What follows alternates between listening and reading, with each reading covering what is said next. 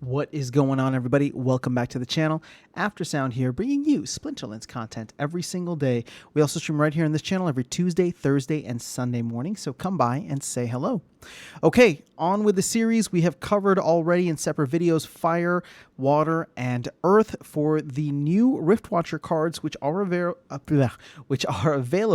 on the QA server. So we're still about 10 or a little bit under 10 days away from when we can actually play with them, but you can start to test them out or take them for a little test drive in the QA server. So let's go ahead and jump into the life cards here, and starting with Dumake Exile. I hope I'm saying that right. Now, you know, Life has always been known for their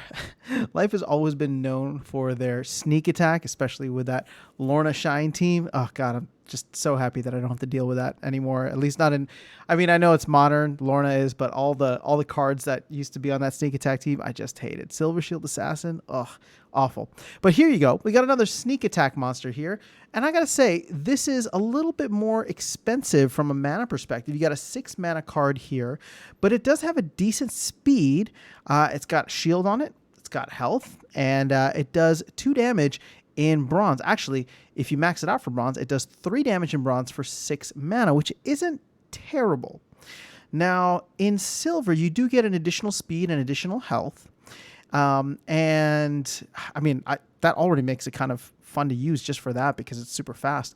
But gold is where you get to see the game open up a little bit with the Fury ability coming into the mix. Now, in gold, it will stay at 3 damage, although it will get an increased health and increased armor. But that 3 damage now becomes 6 damage against any taunt monster, which becomes very important as taunt is super utilized and maybe even abused in the current game meta. So that Fury ability looks nice, and then in Diamond Plus you're going to get an additional health as well as an additional damage. So now 6 mana for 4 damage at 5 speed is very appealing. I like this card a lot, especially because of the fact that it can do 8 damage to any taunt monsters out there. So Shield Bearer, beware. Although Shield Bearer usually has shield, so that's going to nerf some of it. But still, I like the card a lot. Okay, let's go with Time Meddler next. This is going to be a magic monster. And actually, before we do that, let's just get a little reminder once again of the summoner. So that's going to be Ilthane, where you get a +1 speed and +1 speed and return fire. So actually taking a look at Dumake Exile, I mean, this thing is super fast at level 1 if you pair it with Ilthane. Now, there are a lot of good summoners that I think you could pair it with in the modern format, including Lorna, including Chancius. But if we stick with just Chaos Legion and Riftwatchers, I like the pairing with Ilthane. I think Ilthane is kind of nice in terms of the +1 speed, but Wrath offers a lot of control.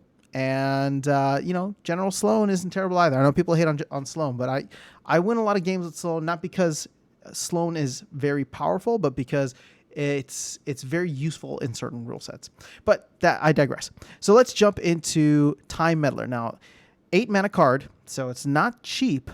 And you're going to get 4 shield, 6 health, 2 magic damage, and 2 speed. You do get dodge at the lowest level, so that is going to help slightly, but the card's just so slow. Now, it does jump up to a speed of 3 in bronze, and then in gold, in silver, it looks like you just have health gain, really. Health and armor gain, I'm sorry. So, you know, I don't know. In silver, I don't really like this card. But in gold, this card becomes interesting because you get the return fire aspect. Now, that makes this card actually the opposite of, you know, synergist with Ilthane, because you're kind of, you don't really need Ilthane, but this could be a good card to pair with someone like General Sloan, for example, because keep in mind, you may not be able to get, you know, Ilthane, especially if summoners end up being as rough, as tough to max out as possible. Actually, the summoner that I think I would really like to put this with is Grandmaster Wraith, primarily because looking further down at the highest levels, you do get Return Fire and Thorns, and when you pair that with someone like Grandmaster Wraith, who has Amplify built in, That actually looks really, really nice. And look at this. Once you get Thorns, 8 mana, 5 armor, 10 health, and you could probably place it at the back of your line and take out any of those sneak attackers because you're just going to be doing amplified Thorns damage to them. Pair it with someone like Scable Hireling, or what's her name, Adelaide Brightwing, who with the armor repair. Yeah, this is going to be a sweet card. It's crazy because I'm looking at some of these cards. I'm just like, how are they common or how are they rare cards? Like these can be very powerful in certain aspects. But again, we are looking all the way up at the higher levels. So, okay, moving on to the rare cards. We got Rune Slinger up first. And so this is going to be the stun monster of the Splinter, it looks like. And 5 mana, 4 speed, 5 health. It's going to get you 1 damage. Now, that's okay. It's not great. There's a good chance of you hitting just because the speed is a little bit higher. The stun ability is nice at level 1.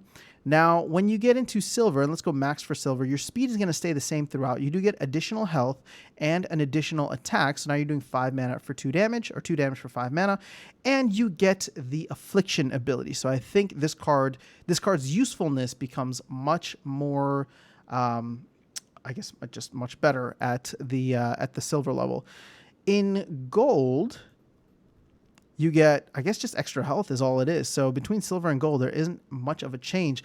But in Diamond Plus, and this isn't even at level 8 maxed out, you can get this at level 7, you can play, or you can get an additional ability for Cripple, which, again, Cripple, Stun, and Affliction make this kind of a very powerful card to play all together, especially if you're going up against a monster that can maybe heal itself, or, I don't know. I mean, you can stun it.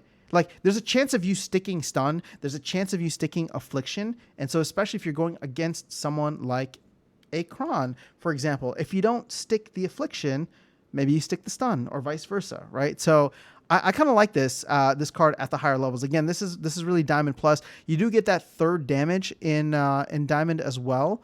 So yeah, this is pretty good. I don't mind it. I don't know how often I would use it, but I can definitely see uses for it, especially at the highest levels. Now we got Corsair Busan, a 10 mana giant, a rare giant to put it. Now this is a heck of a tank. It's 10 mana, does 4 damage, 3 speed. It doesn't have as much shield. I mean, it's got a good amount of shield, but it doesn't have as much health as I would like. But if you were to play it with someone like a Grandmaster Wraith, then all of a sudden this 5 shield would just get tacked on top. It can't be magic spammed underneath the shield. It comes in from the reach position and very conveniently at level 1 has Reflection Shield. So now here is a perfect reach monster, similar to someone like Tidebiter, who you can just throw in right behind someone like a Shield Bearer, or, I mean, Uriel. I mean, again, I know that's not necessarily a Tom monster, but, most of the attacks will be coming in up front most of the time. Now, in silver, you get an additional attack, so now you're doing 5 damage, 3 speeds. Speed stays the same the entire time, as well as armor. You get some additional health as well. And then in gold, you are going to get the Cleanse ability. So I don't have a Shield Bearer, but I love playing Uriel as one of my tanks, or main tanks, I should say. And one of my fears when playing Uriel is the ability, or, as if he gets hit, one of his best abilities is the fact that he can self-heal with all of that health.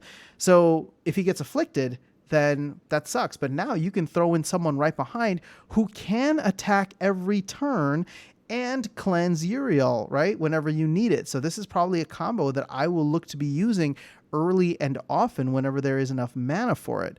And then you pair them up with Grandmaster Wraith. Ooh, yeah, that's kind of nice. Kind of nice indeed. Or you can pair them up with Ilthane, and now you have a meat shield like Uriel, who can heal himself against someone like Yodin, for example. And then any of that blast damage that comes to Corsair Busan, they do not take any damage, but they still return all of that fire because of Ilthane. So lots of cool combos here on the Life team. I know Life doesn't get a good rep, but I enjoy playing Life many times. Maybe just because the meta right now allows for only the Life Legendary Summoner to be available, so therefore I opt towards that whenever I can. Maybe that'll change once we get Yasik and all the rest of the Legendary Summoners for Chaos Legion, but I'm a big fan. I'm a big fan of this card, and I think there's a lot of use cases for it in many scenarios. Obviously, it's 10 mana, so you can't use it in every game, but there's a lot of good options for it. And then we will go to the Legendary Monster, which is Runemaster Atawat. And this card is going to give you headwinds right off the bat. So I think we have now seen headwinds in, has it been in all of them, or at least 2 out of the 3?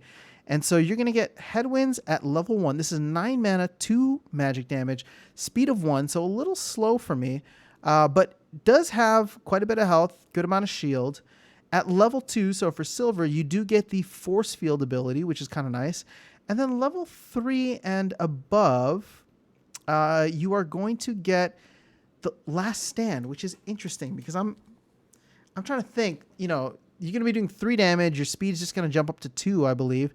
So Last Stand in gold isn't necessarily great. Last Stand in silver, though, in diamond, is going to offer something nice because this could be, well, here's the thing. Force field is great if you're going up against like a Lamacron, for example, or any of these other big monsters.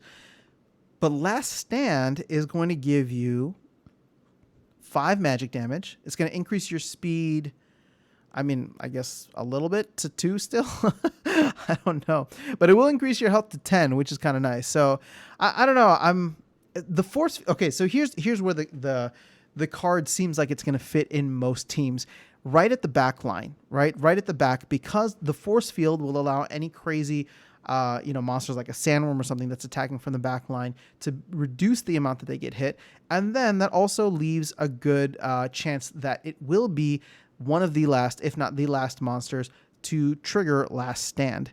So I gotta say, I'm not feeling it too much. I need to see it in action, but the way that I'm like trying to analyze it now, I just don't see as many use cases for it or many scenarios in which I would put it in. Now, granted, we haven't seen the full meta for Riftwatchers and how much is going to change the meta play out yet. So, there could be a cool combo or something that pops up with it. But as of now, not my favorite legendary, I would say. I think there's other cards in here that pique my interest a little bit more.